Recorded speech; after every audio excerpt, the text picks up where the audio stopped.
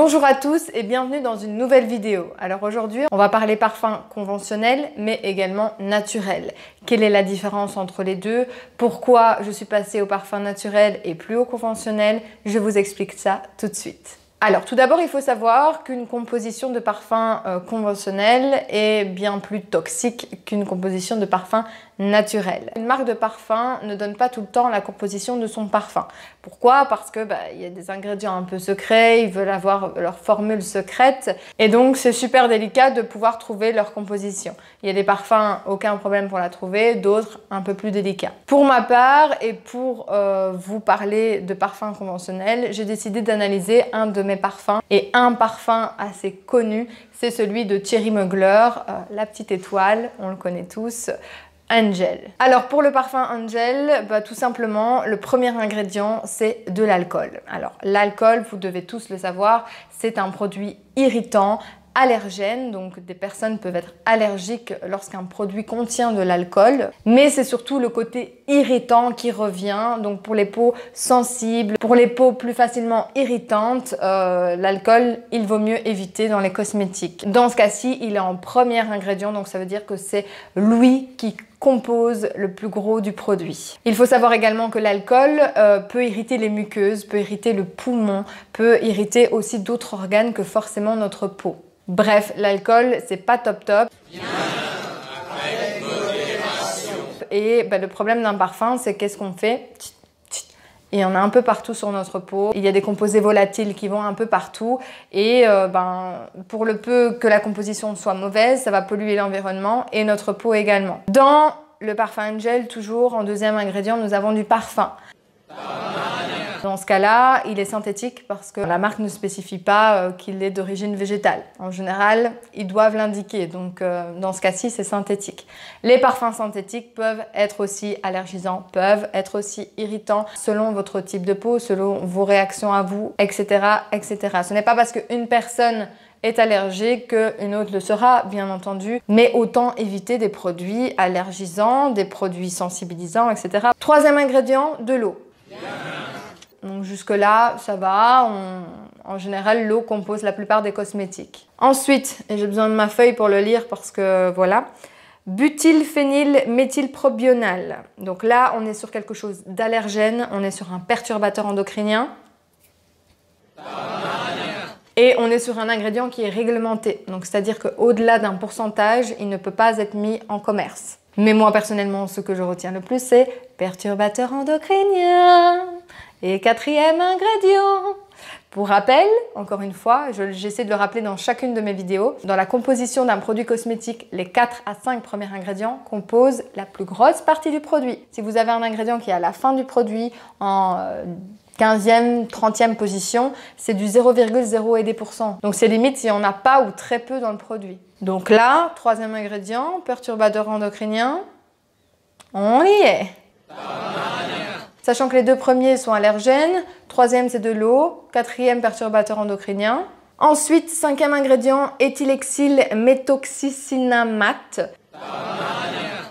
qui est un ingrédient synthétique et qui est un filtre UV chimique qui est réglementé, donc pas plus d'un certain pourcentage dans les cosmétiques, et qui est perturbateur endocrinien.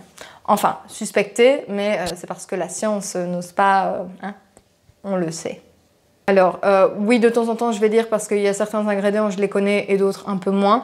Donc, je ne suis pas chimiste de profession et ce n'est pas mon métier. Je veux simplement vous dénoncer et vous apprendre ce que moi j'ai appris. Dans ce cas-ci, donc comme je vous l'ai dit, on est sur du filtre UV qui sont utilisés dans les produits solaires ou certaines crèmes de jour. Et d'après plusieurs études, il serait un perturbateur endocrinien. Il perturberait le fonctionnement œstrogénique, donc tout ce qui est hormones féminines, et thyroïdien, donc tout ce qui est glande située près de la trachée. Et en gros, la thyroïde sécrète des hormones également. Pour la petite anecdote, il y a même l'État américain d'Hawaï qui a voté une loi interdisant sur ses plages l'usage de crème solaire contenant cet ingrédient, qui peut s'appeler aussi octinoxate, parce qu'il peut se révéler très nocif pour l'environnement marin et en particulier pour les coraux. Donc non seulement c'est nocif pour notre santé, mais en plus de ça, pour l'environnement. Nous avons ensuite du butylméthoxydibenzoylméthane, qui est synthétique également. C'est un filtre UV également et donc c'est polluant, etc., etc. Nous avons l'éthylhexyl salicylate qui là aussi est synthétique et là, un petit perturbateur endocrinien. Ça faisait longtemps. C'est aussi un filtre UV chimique, c'est aussi un polluant, c'est un allergisant. Il est suspecté par une grosse partie de la communauté scientifique d'être un perturbateur endocrinien. Il contribue à la pollution des eaux et présente un danger pour les écosystèmes. Thank you, Cherry. We love Angel. Il figure d'ailleurs au CORAP, donc c'est la liste des substances potentielles dangereuses gérée par l'Agence européenne des produits chimiques en tant que perturbateur endocrinien et doit être évalué. Lol. Nous avons ensuite du BHT qui, là, je le connais très bien, est synthétique. Je ne connais plus son nom exact en latin, mais c'est un perturbateur endocrinien également. Eh ben dis donc, cette analyse produit va aller très très vite, hein. Il est également toxique, il est cancérigène, il est allergisant. Enfin, le BHT, vous le retrouvez aussi dans les cosmétiques. Si vous voyez ça sur un des cosmétiques, bye bye, merci, au revoir. Merci, au revoir. Nous avons ensuite du coumarin qui peut être naturel ou synthétique. Et là, vous l'avez compris, la marque n'a pas indiqué que c'était naturel, donc c'est synthétique. Il fait partie des 26 allergènes les plus suspectés en Europe, donc il est allergisant et donc bof bof. Il n'est pas extrêmement nocif, mais il est allergisant, donc en plus de ça, il est synthétique, donc à la limite, il aurait été végétal, ça passe. Synthétique, s'il vous plaît, petit effort. On a ensuite le limonène qui, pareil, peut être synthétique ou végétal et qui est allergène. Donc, il fait partie des 26 allergènes réglementés par l'Europe. Il est présent dans pas mal d'huiles essentielles et il tire son petit nom du citron. Limonène. On a ensuite du linalol qui est végétal ou synthétique et qui, pareil, fait partie des 26 allergènes réglementés par l'Europe, etc., etc. Nous avons le géraniol, pareil, végétal ou synthétique, qui fait partie des 26 allergènes réglementés par l'Europe. Et lui est un composé de l'huile de rose et de palmarosa, je pense. Il fait partie aussi d'autres huiles essentielles, mais il y en a deux les principales. On a ensuite amylcinamal, qui là est un ingrédient parfumant, qui est aussi allergène et qui fait aussi partie des 26 ingrédients réglementés allergènes par l'Europe. Par contre, lui est synthétique. Nous avons aussi le citronellol, qui lui est végétal ou synthétique également.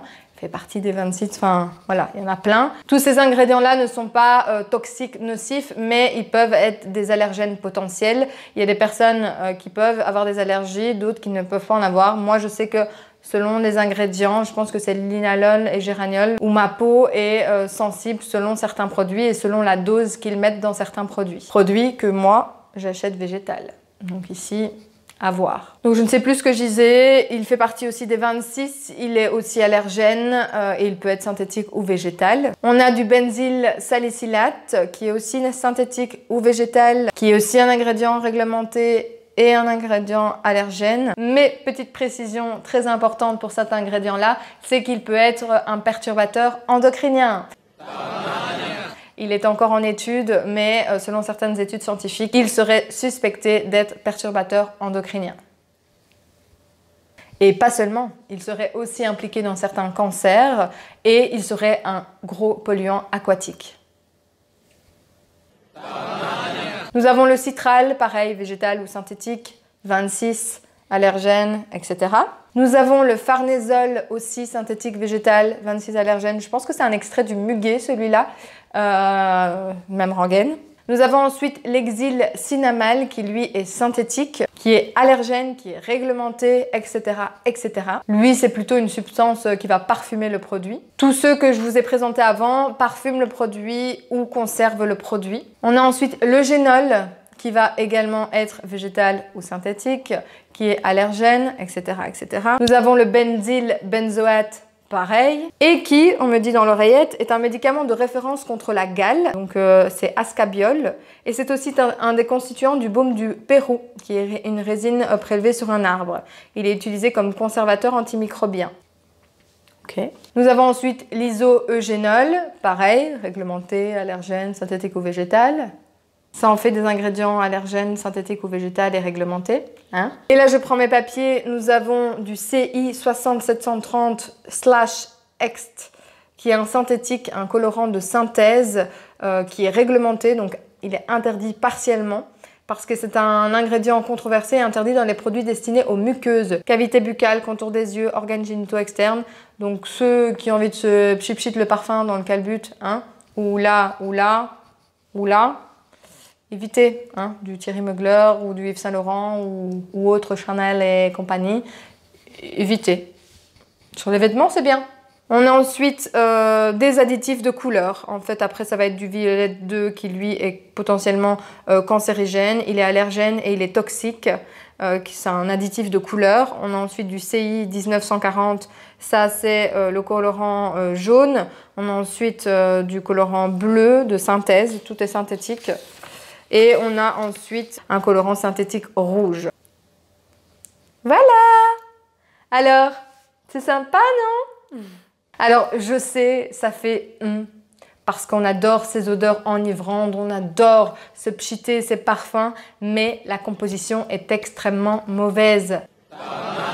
Tous ces ingrédients sont toxiques, sont allergènes, sont polluants, sont pas bons pour la peau, enfin voilà. Alors oui, ça fait chier. Ça fait chier. Ça fait chier, je sais bien. Moi-même, j'ai eu du mal de me séparer de mon Yves Saint Laurent et de mon Thierry Mugler. D'ailleurs, je ne vais pas vous mentir, du jour au lendemain, je ne les ai pas achetés, 80 € la bouteille, non, je pense pas, non. Donc ce que j'ai fait, c'est que je les ai pchités au préalable sur mes vêtements et après je mets mes vêtements et comme ça, ce n'est pas en contact direct avec ma peau.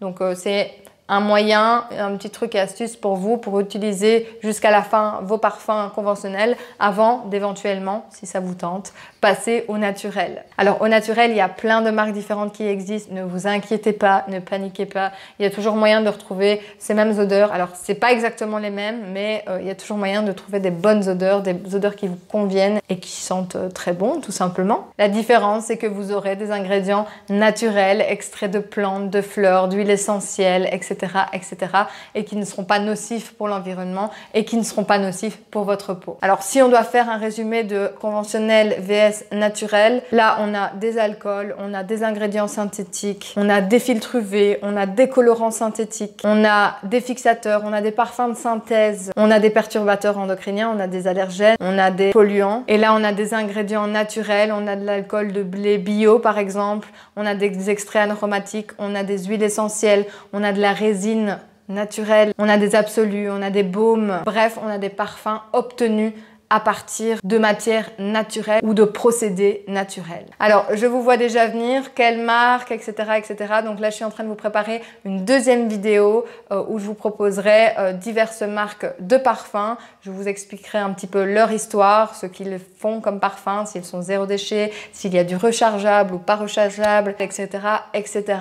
Je vous prépare tout ça dans une vidéo alternative parfum. Ça évitera aussi que cette vidéo parte dans les 1 heure. Mais j'espère néanmoins que cette vidéo a déjà pu vous aider, vous éclairer sur la composition de nos parfums conventionnels et peut-être a pu vous semer une petite graine, une petite envie de vous diriger vers le parfum naturel. Voilà, j'espère que cette vidéo vous a plu. Je vous souhaite une bonne journée ou une bonne soirée et je vous dis à bientôt.